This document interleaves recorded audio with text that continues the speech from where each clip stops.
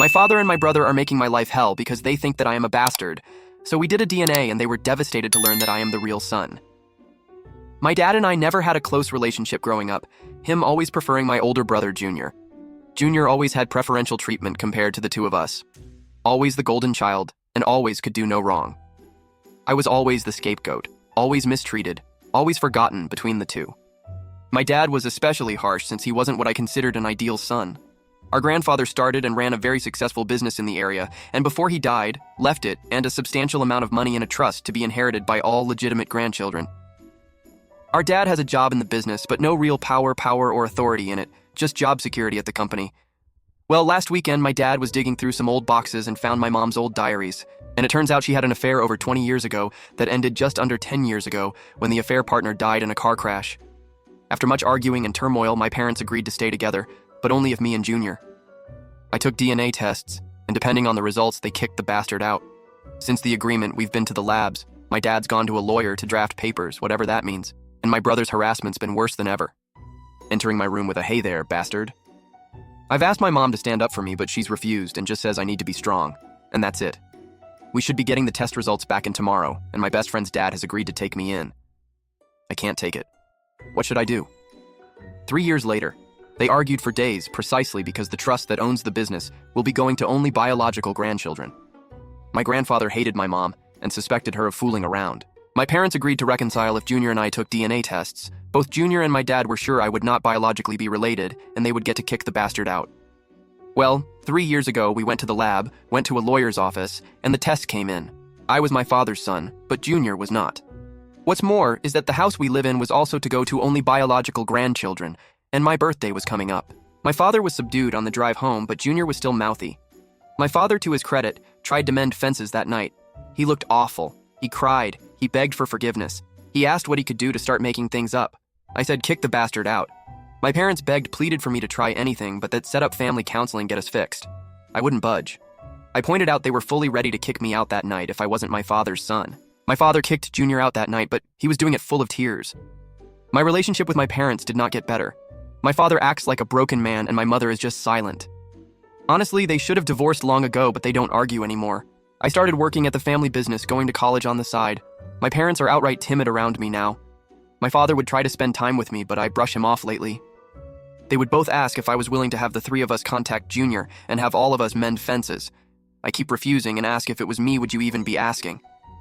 Yesterday was one of those tense mornings again.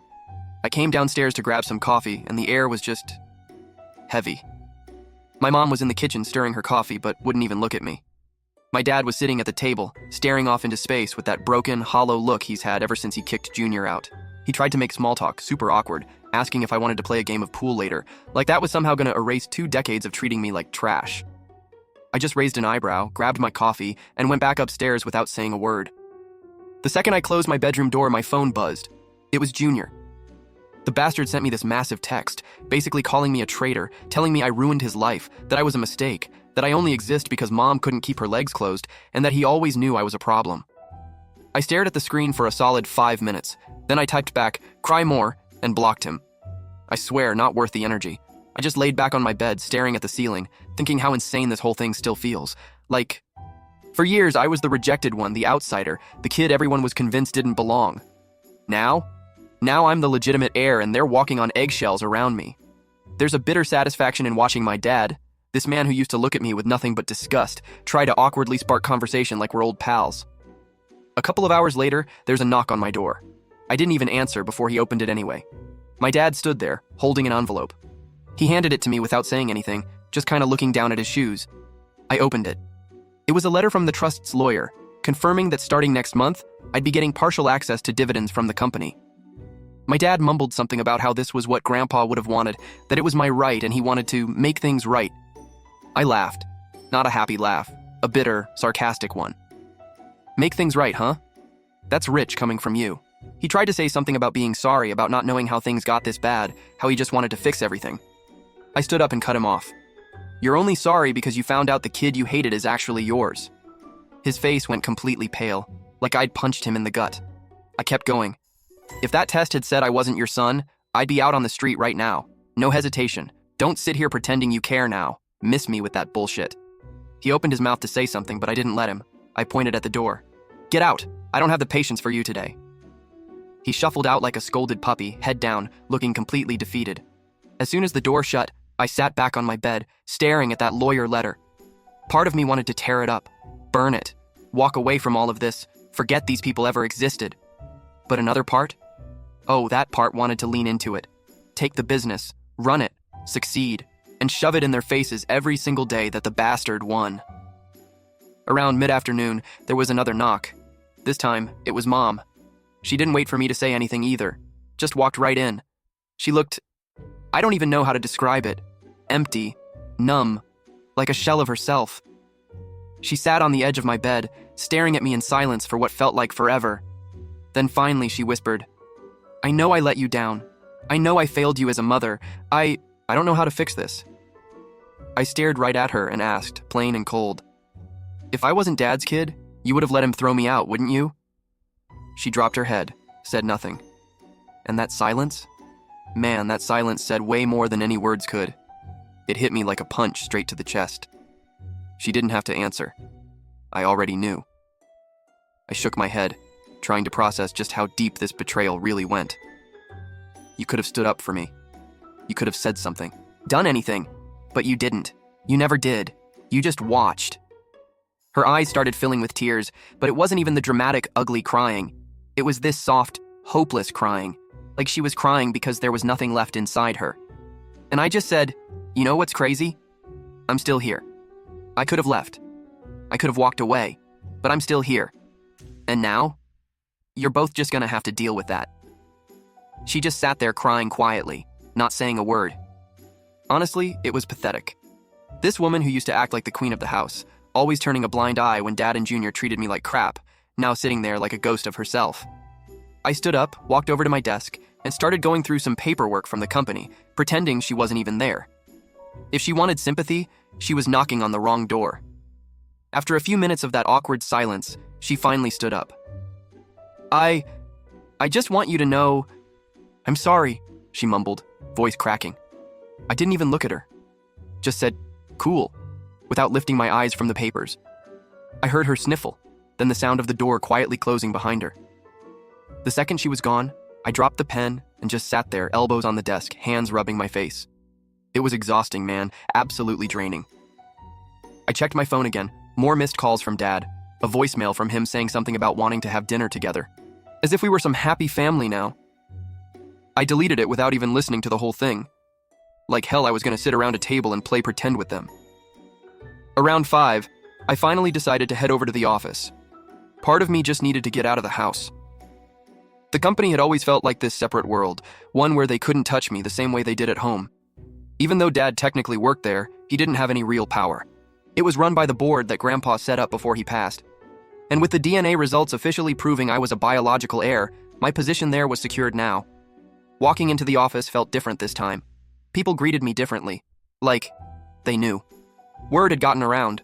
Some nodded with respect. Others looked at me like I was a damn ghost. I headed straight to my workstation, but halfway there, Mr. Callahan, the CFO, stopped me.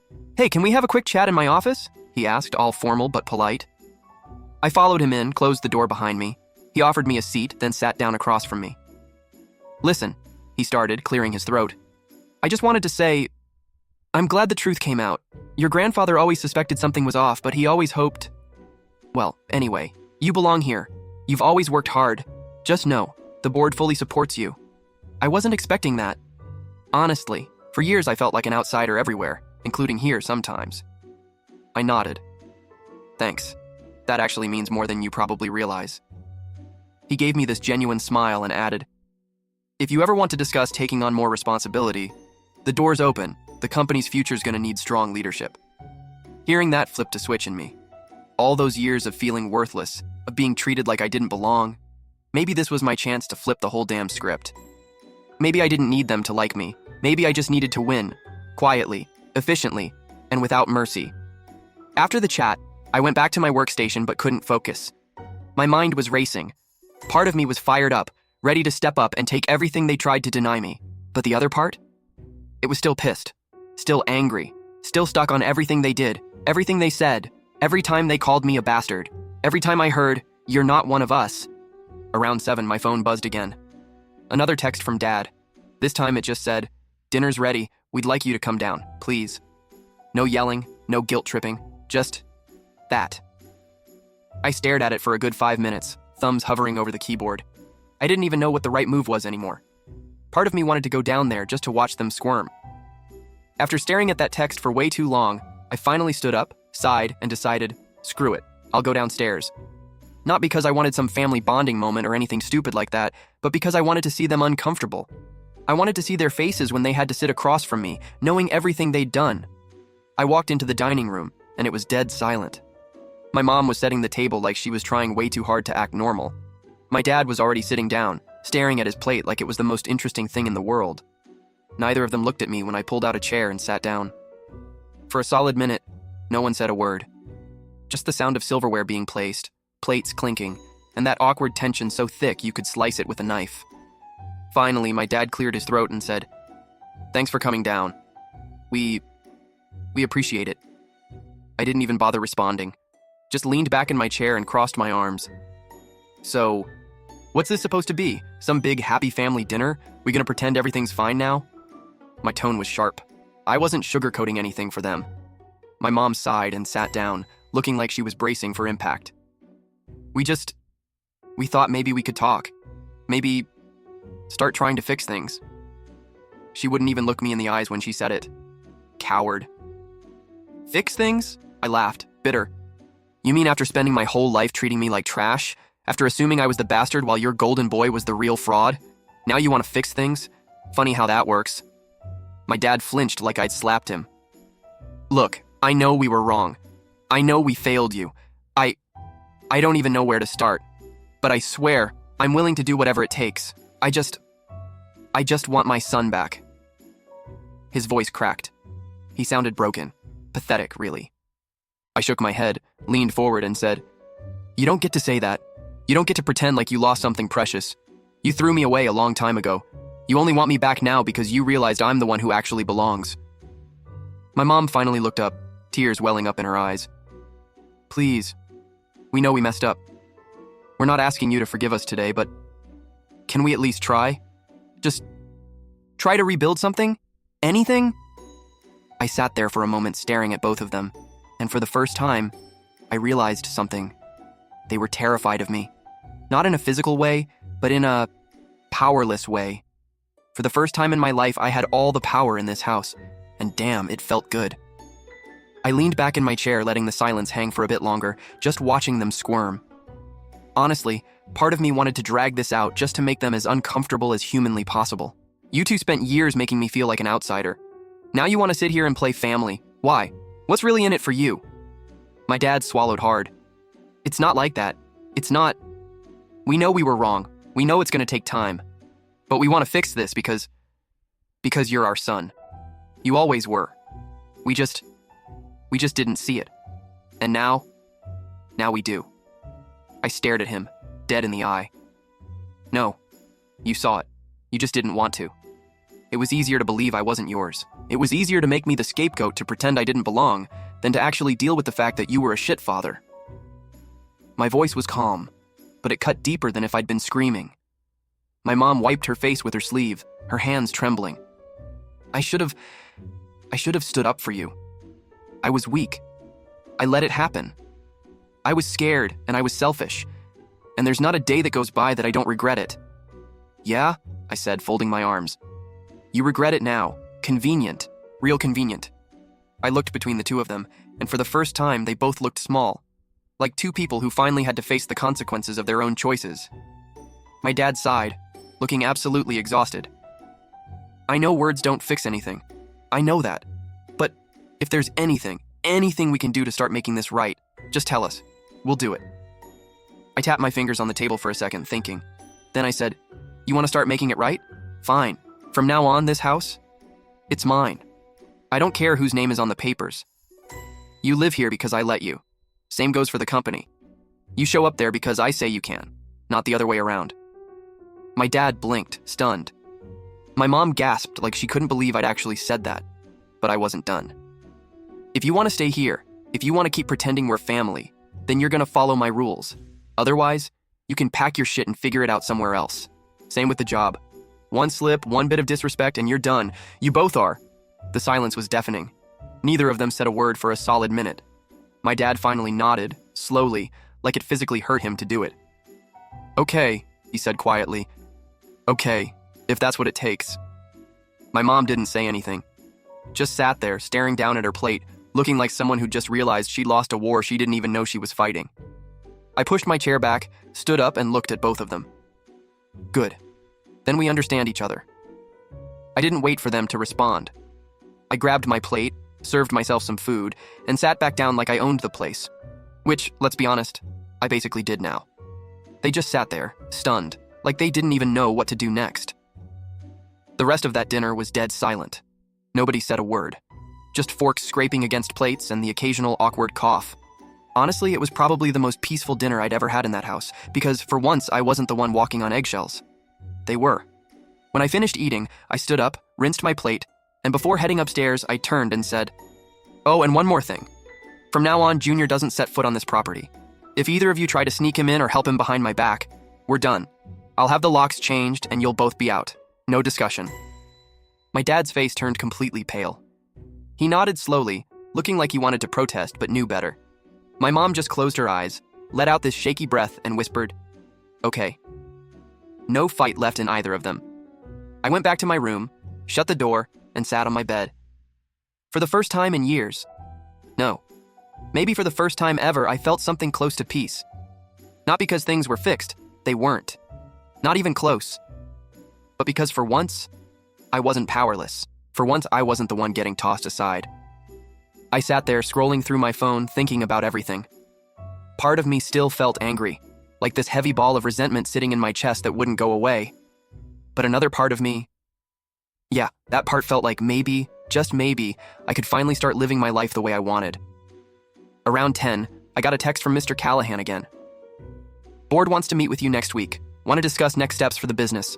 I stared at it for a minute, realizing that this wasn't just about the house, or the family, or Junior. This was bigger. This was my future now. I shot him a quick reply. "Yeah, I'll be there, let's talk." Then tossed my phone on the bed and leaned back, hands behind my head staring at the ceiling. I couldn't believe how fast everything had flipped, from the unwanted kid to the guy calling the shots. A little while later, I heard voices downstairs. Quiet, muffled arguing. Probably my parents, whispering like I wouldn't notice. I couldn't make out what they were saying, but honestly, I didn't care. Let them panic. Let them worry. They should have thought about this years ago. I smiled to myself, closed my eyes, and for the first time in forever, I actually slept easy. No stress, no dread, just the simple, satisfying knowledge that I wasn't the bastard. I was the heir, and they were gonna have to live with that every single day.